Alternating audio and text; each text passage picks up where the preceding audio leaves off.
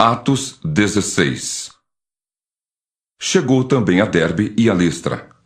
Havia ali um discípulo chamado Timóteo, filho de uma judia crente, mas de pai grego. Dele davam bom testemunho os irmãos em Listra e Icônio. Quis Paulo que ele fosse em sua companhia, e por isso circuncidou-o por causa dos judeus daqueles lugares, pois todos sabiam que seu pai era grego. Ao passar pelas cidades, entregavam aos irmãos para que as observassem, as decisões tomadas pelos apóstolos e presbíteros de Jerusalém. Assim, as igrejas eram fortalecidas na fé e dia a dia aumentavam em número. E percorrendo a região frígio-gálata, tendo sido impedidos pelo Espírito Santo de pregar a palavra na Ásia, defrontando Mísia, tentavam ir para Bitínia, mas o Espírito de Jesus não o permitiu. E tendo contornado Mísia, desceram a Troade. À noite, sobreveio a Paulo uma visão, na qual um varão macedônio estava em pé, e lhe rogava, dizendo: Passa a Macedônia e ajuda-nos. Assim que teve a visão, imediatamente procuramos partir para aquele destino, concluindo que Deus nos havia chamado para lhes anunciar o Evangelho. Tendo, pois, navegado de Troade, seguimos em direitura a Samotrácia, no dia seguinte a Neápolis, e dali a Filipos, cidade da Macedônia, primeira do distrito e colônia. Nesta cidade permanecemos alguns dias. No sábado saímos da cidade para junto do rio, onde nos pareceu haver um lugar de oração. E assentando-nos, falamos às mulheres, que para ali tinham concorrido. Certa mulher chamada Lídia, da cidade de Tiatira, vendedora de púrpura, temente a Deus, nos escutava. O Senhor lhe abriu o coração para atender às coisas que Paulo dizia. Depois de ser batizada, ela e toda a sua casa nos rogou, dizendo: Se julgais que eu sou fiel ao Senhor, entrai em minha casa e aí ficai. E nos constrangeu a isso. Aconteceu que, indo nós para o lugar de oração, nos saiu ao encontro uma jovem possessa de espírito adivinhador, a qual, adivinhando, dava grande lucro aos seus senhores. Seguindo a Paulo e a nós, clamava, dizendo: Estes homens são servos do Deus Altíssimo e vos anunciam o caminho da salvação.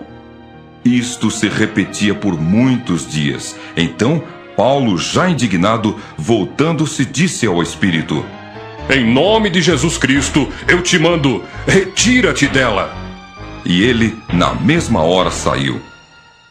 Vendo os seus senhores que se lhes desfizera a esperança do lucro, agarrando em Paulo e Silas, os arrastaram para a praça, à presença das autoridades. E levando-os aos pretores, disseram: Estes homens, sendo judeus, perturbam a nossa cidade, propagando costumes que não podemos receber nem praticar porque somos romanos.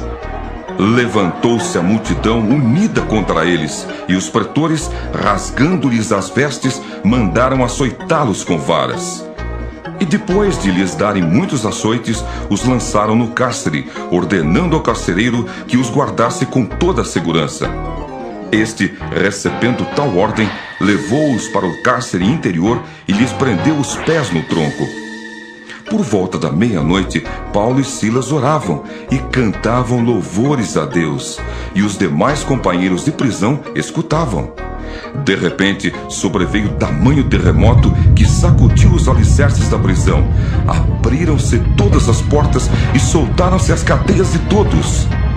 O carcereiro despertou do sono e, vendo abertas as portas do cárcere, puxando da espada, ia suicidar-se, supondo que os presos tivessem fugido. Mas Paulo bradou em alta voz: Não te faças nenhum mal, que todos aqui estamos. Então o carcereiro, tendo pedido uma luz, entrou precipitadamente e, trêmulo, prostrou-se diante de Paulo e Silas.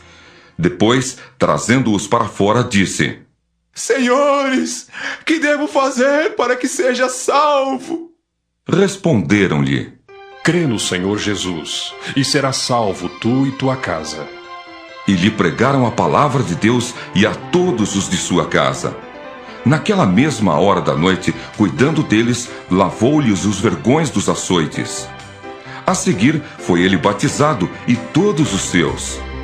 Então, levando-os para a sua própria casa, lhes pôs à mesa, e com todos os seus manifestava grande alegria por terem crido em Deus. Quando amanheceu, os pretores enviaram oficiais de justiça com a seguinte ordem: põe aqueles homens em liberdade. Então o carcereiro comunicou a Paulo estas palavras: Os pretores ordenaram que fosseis postos em liberdade. Agora, pois, saí e ide em paz.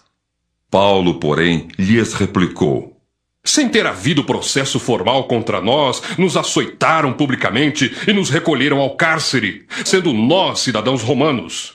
Querem agora, às ocultas, lançar-nos fora? Ah, não será assim. Pelo contrário, venham eles e pessoalmente nos ponham em liberdade. Os oficiais de justiça comunicaram isso aos pretores, e estes ficaram possuídos de temor quando souberam que se tratava de cidadãos romanos. Então foram ter com eles e lhes pediram desculpas, e relaxando-lhes a prisão, rogaram que se retirassem da cidade. Tendo-se retirado do cárcere, dirigiram-se para a casa de Lídia, e vendo os irmãos, os confortaram. Então partiram.